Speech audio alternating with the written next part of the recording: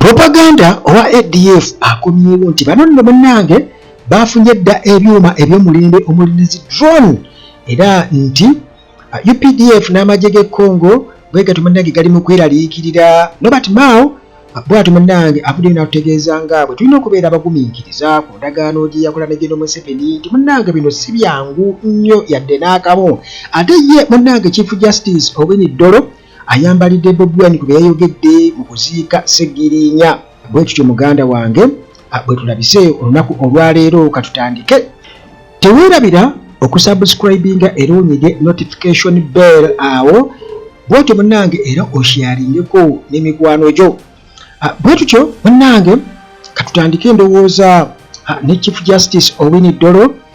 bwe yayogedde ngazza omuliro eri Bobi Wine kwebyo bye yayogedde mu kuziika Ssegiriinya ono bannange tumumanyi bulungi nnyo ye Ssaabalamuzi wa Uganda Alphonse Dollo Kigamoy ono nno bannange avuddeyo n'areactinga ku comments ezakoleddwa Robert Kyagulanyi Ssentamu Bobi Wine bwe twabadde mu kuziika omwagalo w'abangi Mr Update Ssegiriinya omwezi guno gwennyini ogwa January ng'ennaku z'omwezi 12/25 Bobi Wine ono nga ye leader of One National Unity Platform bw'atyo yategeezezza nti esiga eddamuzi bwe lityo lyalemererwa okubeera nga liwa Ssegiriinya bail era nga mukolemererwa munnange okubeera nga liwa ba suspects bail kiba kitegeeza nti munnange abalamuzi babeera bagoberera biragiro bya General Museveni okusinga munnange okola omulimu gwabwe mu bwesimbu era bw'atyo n'ategeeza nti abalamuzi baali bakolerera bigendererwa bya byokka byokka biki bye bafuna mu General Museveni okusinga munnange okugoberera obwenkanya kati bw'atyo Ssaabalamuzi Dollo avuddeyo n'ategeeza n'ajjukiza Bobi Wine nti jjukira akaseera kali abalamuzi be bamu essaawa eno booli mu kwambalira oba booli mu kunenya booli mu kwogerera be baakuyamba era bw'atyo n'anokolayo akaseera abalamuzi abo Bobi Wine baagamba nti tebalina mugaso nti baasobola okubeera nga naye bamufunira bail bamugurantinga bail mu 2021 mu kalulu ako naye munnange wano Uganda ebintu biyinza okukusobera kubanga okumuwa bail just nti bamuwe bail okay afulume agende nga bakimanyi nti ne bwanaakola bw'ati tetugenda kukola bwe tuti lwana bagamba jukira nti omusango wana Uganda obukyasinze yoba omusango okubuli wana Uganda era nga guguba mutegeke nti tuve mu kalulu walina okubaawo abaloopa nti no batubbi era nga babeera babategese era singa balwawo eno bayinza bafunayo omulala awo n'aloopa kati nambabazi bwe yakola mu 2016 kakati Kigamoy nga ye Chief Justice atutegeeza nti bannange kino kyasobozesa Bobi Wine okubeera nga akampeininga freely nga teryamukuba ku mukono era wano n'astressinga nti nno singa tebaali balamuzi abo Bobi Wine baayogerako mbu Bobi Wine yali badde asibwa ekintu ekyali badde munnange tekimusobozesa kubeera nga yenyigira mu byobufuzi kakati Chief Justice Dollo nga amaze okubeera nga ayogera ebyo era kino nga kiba kitegeeza nti Bobi Wine byayogera essaawa eno aba yeerabidde nti naye kennyini esiga eddamuzi yali temuyambyeko mu sisitimu essaawa eno gyali mu kwataakinga eyo nga tuvuddeyo muganda wange nga tuvuddeyo osooka munnange okimanye nti omusawo gyali omusawo omutendeka ali qualified ate nga yakola research ate omusawo ali talented mwe baba gamba nti omuntu ali talented kitegeeza nti oyo Katonda yamutonda n'amuwa ekirabo ekyo bw'aba musomesa nga yamuwa ekirabo ekyokubeera nga asomesa bw'aba musawo nga yamuwa ekirabo ekyokubeera nga ayavumula ng'asobola okukuwonya asobola okutegeera obulwadde bwo n'abumanya ango gye bulimu kubanga obulwadde busobola okubeera bwe bumu naye bubaako emitendera n'ennuba gye bulumamu eyinza okubeera okusinziira ku bunafu bw'omubiri gwo kati omusawo asobola okutegeera ekyo ali talented era bamugezezzaako wano ku Uganda at large bavuddeyo ne bampa obujulizi ne bagamba owange omusajja akola yes omusajja akola ekyo kinsanyusa nnyo kubanga saagala abantu balwale babeere eyo ng'endwadde ez'abasobera kati bwe balina ebirwadde pressure sukaali ezo si ndwadde kibumba kikuluma prostate n'ebirwadde ebirala gwe just ku namba zange wano ku Uganda at large mw'esobi ya 15 endala 73 awo mba asobola munnange okuconnectinga butereevu eri omusawo akuyambe kati munnange eyo nga tuvuddeyo bwe tutyo twolekedde ewa Nobert Mao munnange bw'ati atutegezezza agambye nti bannange mumpeeyo akadde mubeere bagumiikiriza mumpeeyo akadde kakati munnange ono Democratic Party DP principal era nga ye Justice and Constitutional Affairs Minister Nobert Mao akadde asaba kaaki era obugumiikiriza ayagala tube nabwo obwenkana kife twagala ekintu kimu muganda wange eggwanga live mu mikono gy'abalusubira mu bbwa tukooyo tufugira ku mudumu gw'emmundu twagala civilian rule baleme kubeera nga batulimba nti nno civilian tasobola kubeera president ekyo twagala tukigaani kitwagala just naye munange Nobert Mao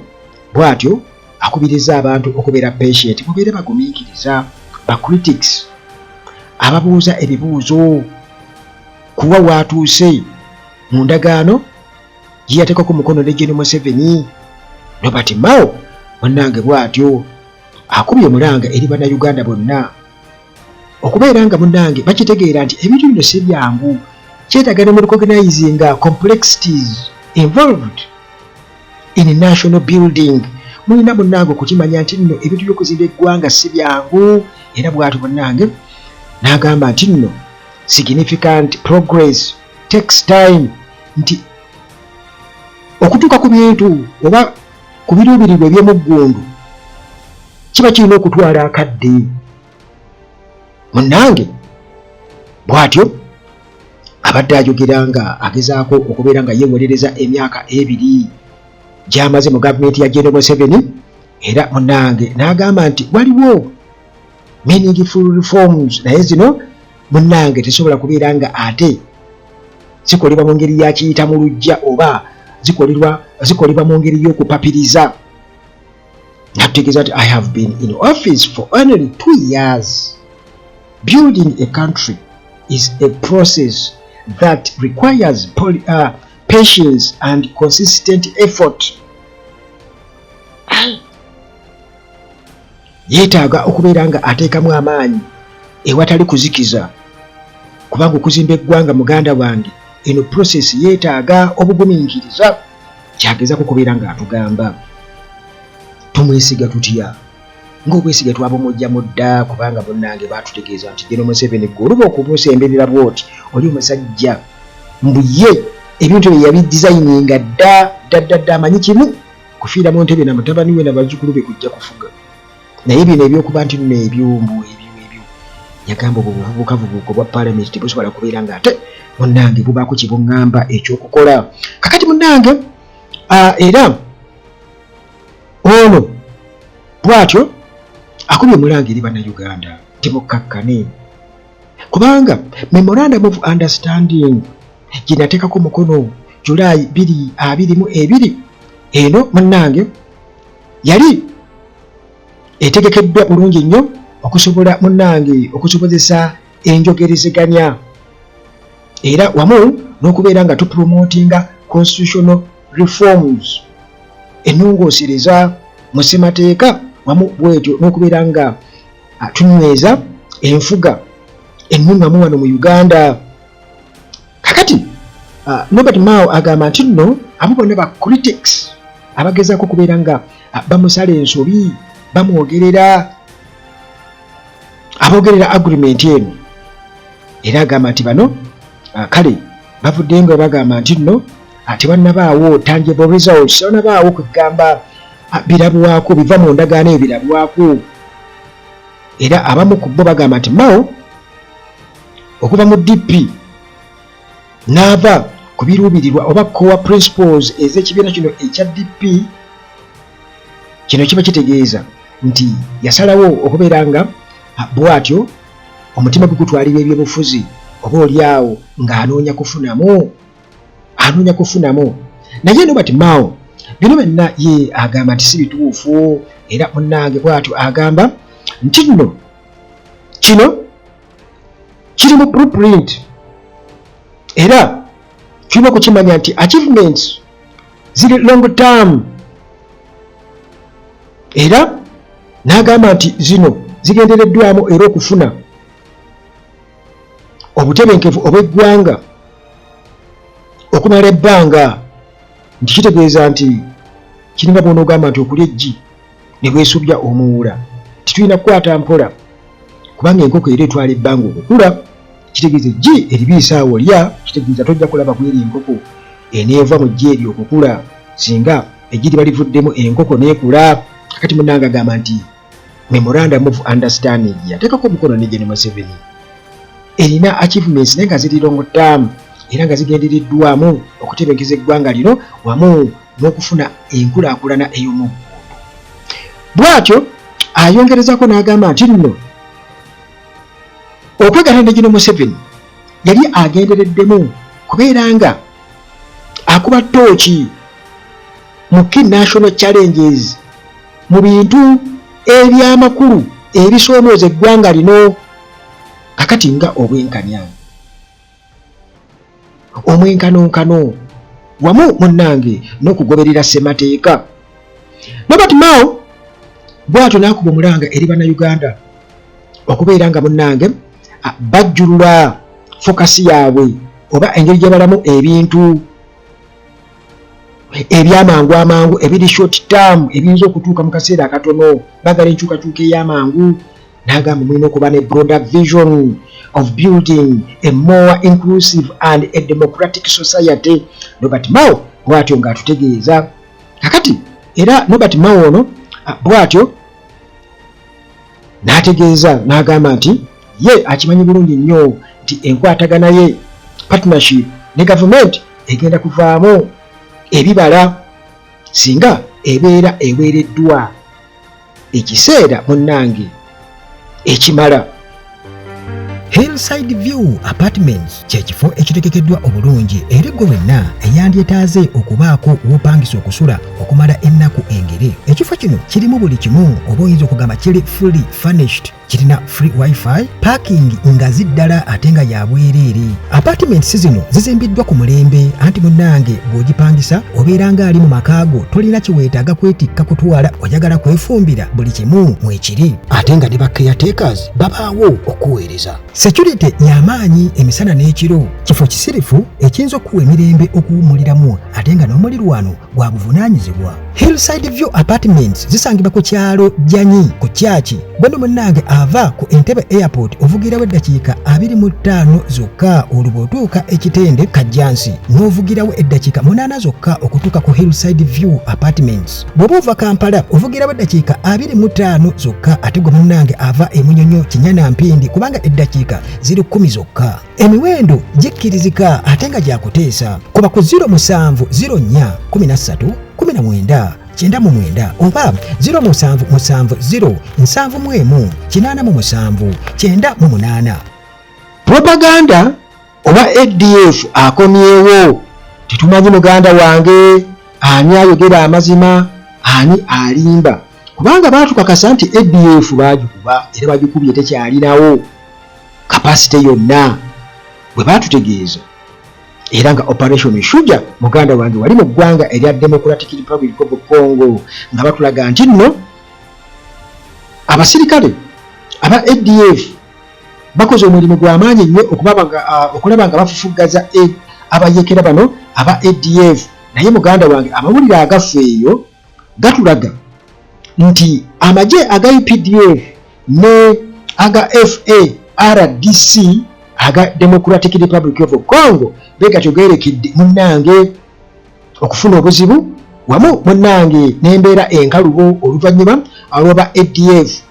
okubeera nti nno bafunye emmundu namuzisa nti bafunye zi drone wamu ne tekinologiya owa satellite olwo nti bweba tebafunze ekyonga era essaawa yonna muganda wange bagenda kuba si bangu nnyo bwe tuba twogera ku resistance. Munnange bano ate batukakasa nti ripooti gyeva eva mu United Nations UN ripooti bwe yakoze nti bano aba Allied Democratic Forces mu ggwanga era Democratic Republic of Congo bwe bati munnange bafunye embeera ey'okubeera nti nno kaakati bagenda kuba tebasaaga era munnange eno egenda kuba troubling nnyo eri amagye aga UPDF wamu n'ago aga Democratic Republic of Congo. Kakati bagamba nti group eyabayeekera eno bwetyo kigambibwa okuba nti yafunye advanced military technology ya ow'omulembe omuli ne zi drone, satellite communication, empuliziganya eya satellite, era nti bagenda kuba bakozesa bino okubeera nga baye batyo munnange bafunvubira mu nnyumba zaabwe oba byonna bye bakola ebikolwa byo byekiyeekera mu region eyo. Kakati ADF okubeera nga ekozesa drone ezo kiba kitegeeza nti wagenda kubaawo munnange major change in their tactics mu bukodyo munnange ate oba omulembe bwe bagenda okubeera nga bakozesa okulaba nga nabo bwe batyo tebatuulwa ku nfeete. Kakati gurupu eno essaawa eno kiteeberezebwa okuba kigambibwa tekiteeberezebwa wabula nti kyekiriwo nti bano bakozesa bu drones obutono era nti obutono buno butera kukozesebwa mu surveillance mu kulawuna wamu n'okubeera nga batunula oba bwetegereza enfo z'amagye munnange nti drones zino essaawa eno zikozesebwa just okulaba obulabi observation nti ezimu ku zo ziteekeddwamu oba zongeddwamu tekinologiya ow'omulembe ziri modified era nga zino munnange zeetikka ne ku explosives zeetikka ku zibbomu nti muba muli awo bwezityo munnange ne mulaba nga bbomu bwetyo ebakubye ate nga bakozesa tekinologiya ow'omulembe owa satellite ne bakakasa nti ddala kati bano aba UPDF bali wano amagye ga Congo gali wano ne bakuba. Kyokka tejjukira teweerabira nkugamba bino byonna naye bano baatukakasa nti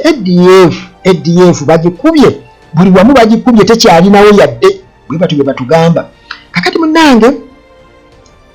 kitegeeza nti ADF eba egenda kubanga etagetinga military camps ez'amagye ga wano aga UPDF n'aga Democratic Republic of Congo era nti egenda kuba ebikola effectively era nga wetwogerera batuge balina bo drones obutono bwe bakozesa busobole okweteeka explosives kitegeeza nti babakuba kati babakuba ne basirika ne batulimba bulimbi ani alimba ani ayogera amazima juzi muhozi abadde ali Congo ng'agenza okulaba operation Shuja weri naye jjukira nabagamba nti emmundu zonna ezagenda e Congo tezirigenda kukomawo Uganda.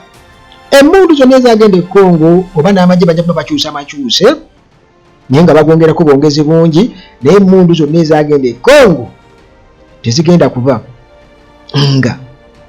zikomezebwawo wano e Uganda. Jjukira nti ate era muhozi yasinyizaako ku ky'okuweereza amagye e Haiti nti gayambeko ku bantu munnange ababonaabona ne ganga groups wamu n'ebikola ebifujja ebikolebwa ku bakyala n'abaana bwagenda kuzindikayo amagye agali mu mutwalo ogumu era balamu n'awagira musajja we n'awagira yaayo oyo muhozi afa nnyo okukuuma eddembe mu nsi yonna agula buganzi agula ki. Jjukira nti abaana baffe bafa entakera kyokka ate era amagye gwe gagenda yaabwe tegagenderayo ku bwereere gagenderayo ku ssente abazifuna be baani kuba amagye bagapangisa waliwo abapangisa eggye lyaffe erya Uganda bannange yaddiririka akagambo Uganda People's Defence Forces naye kirabika yalibadde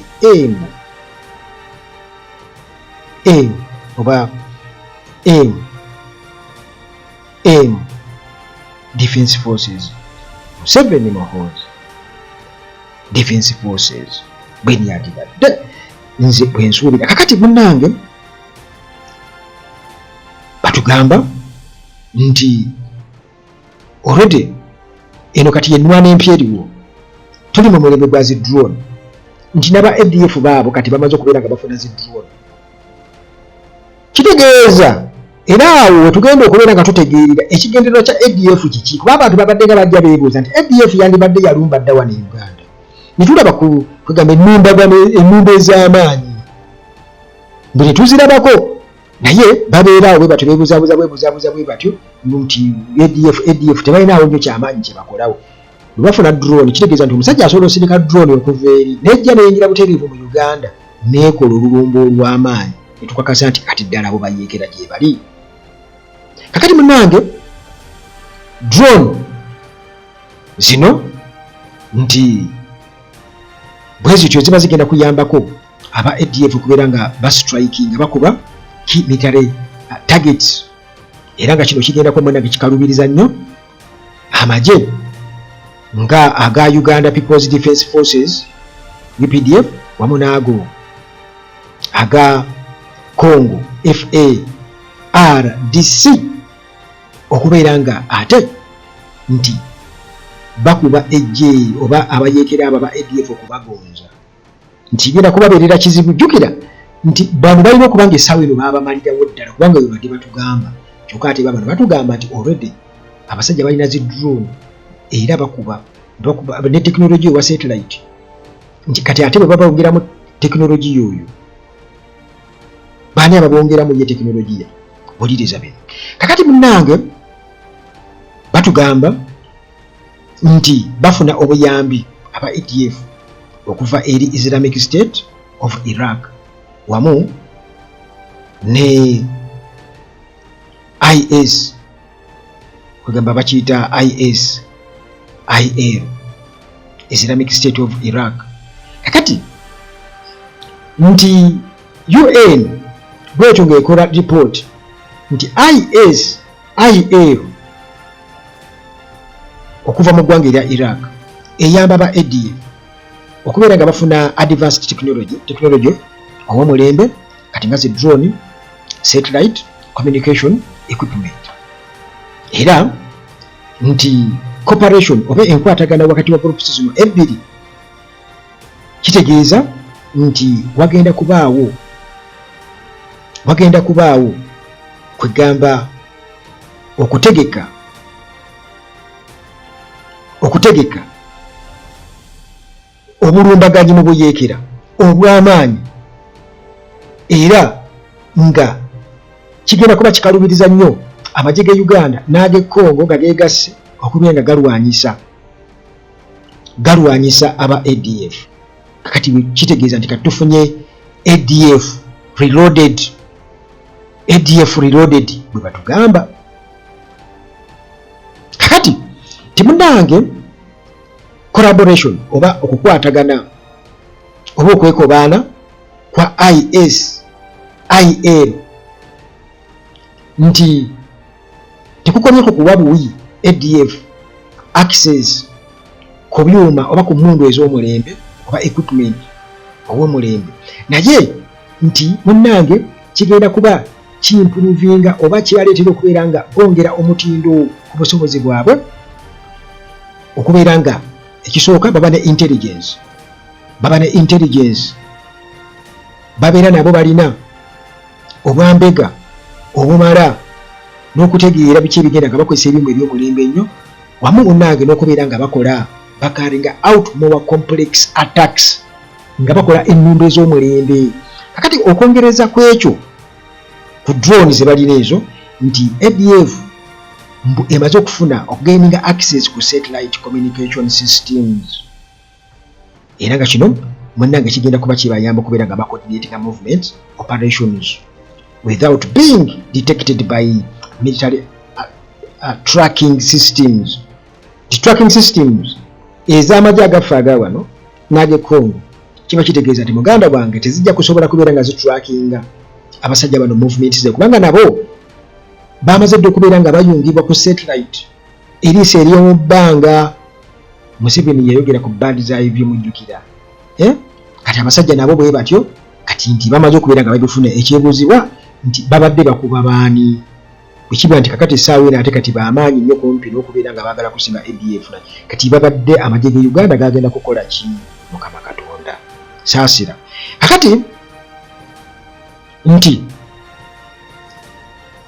abaali abalwanyi era nga bakwatibwa bano batutegeeza nti bo baali balabe ku equipment ezo kugamba aba ADF abakwatibwa baba bakwatibwa bwe batyo nga babagulizaako UPDF n'amagye g'Ekongo nti mukyali awo abasajja balina ebyuma byonna, balina ebya satellite, balina satellite dishes era nga zino ziyamba nnyo ADF mbu bacommanders baayo okubeera nga bakommunicatinga securely. Kakati abayambe bwe bawamba mbu UPDF beewamba okuva mu ADF kati bababuulira babakubira ekifaananyi babasiigira ekifaananyi ku kiki ekiri eyo mu kampu babagamba musaaga era nti kino kigenda kuba kibayambako munnange okubeera nga ba improvinga propaganda efforts online era n'okubeera nga bafuna abantu abalala oba n'obuwagizi mu bantu okubeera nga babeeyungako. Kakati munnange new technological capabilities of the ADF are present. Kiba kitegeeza nti munnange egenda kuba significant challenge to the joint military forces in DRC. Abakulira amagye bwe batyo bamaze okubeera nga bakakasa bino byonna